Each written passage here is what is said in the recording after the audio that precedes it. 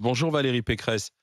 Bonjour. Merci Bonjour. d'intervenir avec nous dans les GG. Depuis qu'on a commencé la discussion, ceux qui la suivent, ceux qui écoutent et qui votent en instantané sur les réseaux sociaux disent non à un SMIC régional qui varie à 74%. Alors donnez-nous de bonnes raisons, alors peut-être pour faire basculer la tendance, Valérie Pécresse. Je pense que ceux qui votent n'habitent pas dans l'Île-de-France. Mais la vérité, c'est que on a aujourd'hui une inégalité territoriale très forte. Et moi, ce que je demande, c'est des pouvoirs pour les régions de corriger ces injustices. Aujourd'hui, on a une inégalité très forte parce que le pouvoir de vivre, le reste à vivre en Île-de-France est beaucoup plus faible pour les bas salaires qu'il est dans l'autre région. Les indices des prix, c'est 8,8% plus élevé en Île-de-France qu'ailleurs. Si À vous cause de voulez vous quoi? loger, vous êtes smicard, vous gagnez le SMIC. Si vous voulez vous loger dans un studio à Créteil, c'est 50% de votre salaire qui va y passer. Si vous voulez vous loger à Limoges, ce sera 25%. Donc vous voyez bien que le reste à vivre pour les bas salaires est très faible. Alors qu'est-ce qui se passe? Je vous dis ce qui se passe. Les travailleurs essentiels de l'Île-de-France, ils n'habitent pas l'Île-de-France. Ils habitent dans les autres régions. Et ils se tapent 2 heures de transport pour venir travailler parce qu'ils ne peuvent pas se loger chez moi. C'est injuste.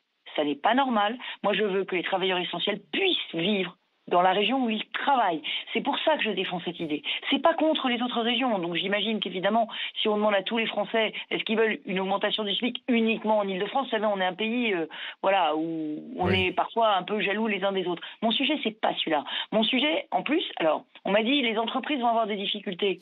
Mais c'est pas vrai, parce que les entreprises, c'est l'offre et la demande. Si vous avez des chefs d'entreprise sur le plateau, ils vous diront qu'ils augmentent leur salaire pour avoir des travailleurs de première ligne. Je confirme, oui, Mais, c'est clair. mais le problème, c'est les services publics, c'est les métiers du lien, c'est les EHPAD, c'est les aides-soignantes, c'est les adjoints de sécurité, c'est les agents d'entretien.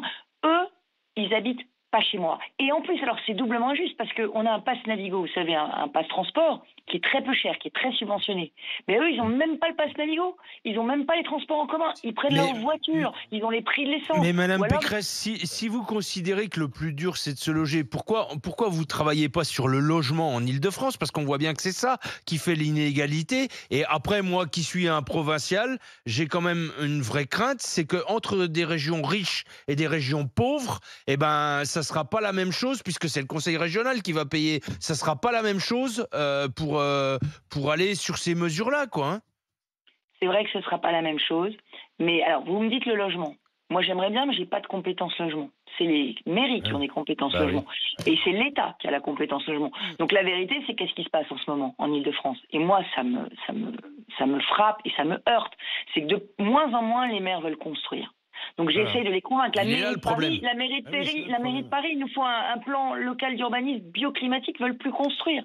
Donc le sujet, c'est qu'on veut plus construire en Île-de-France. Donc les prix, ils vont pas s'arrêter de monter. Peut-être cette année, ils vont s'arrêter de monter parce qu'on va avoir une crise du logement, une crise du crédit. Mais la vérité, c'est que les prix vont rester très hauts parce qu'on va pas construire. On va protéger nos espaces agricoles, on va protéger nos espaces naturels. On construira beaucoup moins. Alors moi, j'essaye d'inciter les maires à construire, je les subventionne pour qu'ils construisent.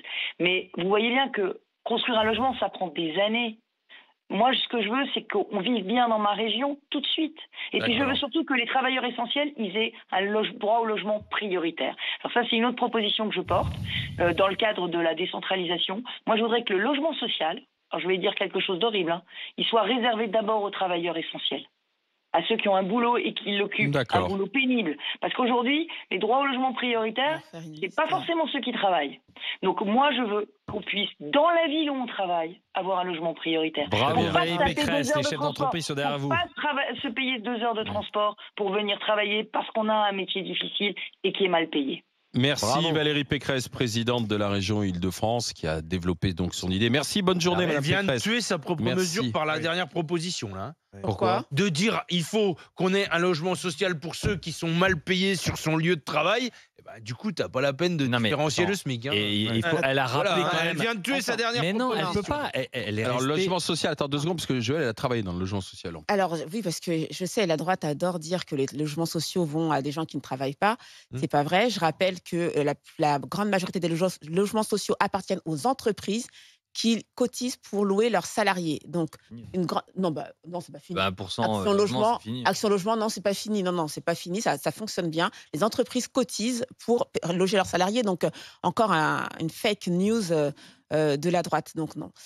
Maintenant, moi, la logique de Mme Pécresse, je l'entends complètement. J'entends qu'elle demande plus de pouvoir pour sa région, enfin, aux régions, pour qu'ils puissent décider de politiques qui sont adaptées aux personnes qui vivent dans la région. Enfin, je ne vois pas en quoi c'est tellement lunaire de demander ça. Tu sais que Valérie Pécresse est de droite. Hein. Je le sais, mais à la fin, elle a mis un argument bien de droite que j'aime pas trop. Alors juste...